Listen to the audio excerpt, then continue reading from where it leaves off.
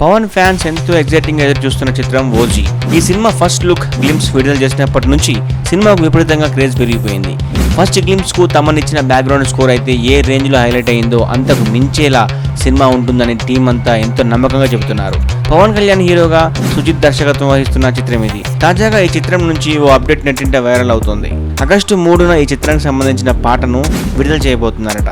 Fire storm అంటూ ఈ weekend social media తగలబడిపోవాల్సిందే అంటూ ఫ్యాన్స్ పేజీల్లో పోస్టులు దర్శనమిస్తున్నాయి. అయితే తమన్ సంగీత సారథ్యంలో తమిళ నటుడు శింబు పాడిన పాట అని చెప్తున్నారు. దీంతో అభిమానులు ఆ పాట ఎలా ఉండబోతుందో అని ఆతృతగా ఎదురు చూస్తున్నారు. సెప్టెంబర్ 25న ఓజీ మూవీ విడుదల కానుంది. డివివి దానయ్య ఈ చిత్రాన్ని నిర్మిస్తున్నారు. ఈ తరుణంలో నిర్మాత ఎస్కేఎన్ కూడా ఆ ఆసక్తికర పోస్ట్ చేశారు. హరీష్ శంకర్ డైరెక్షన్ లో పవన్ కళ్యాణ్ హీరోగా నటిస్తున్న ఉస్తాద్ భగత్ సింగ్ చిత్రం గురించి ఆయన చేసిన పోస్ట్ వైరల్ గా మారుతోంది.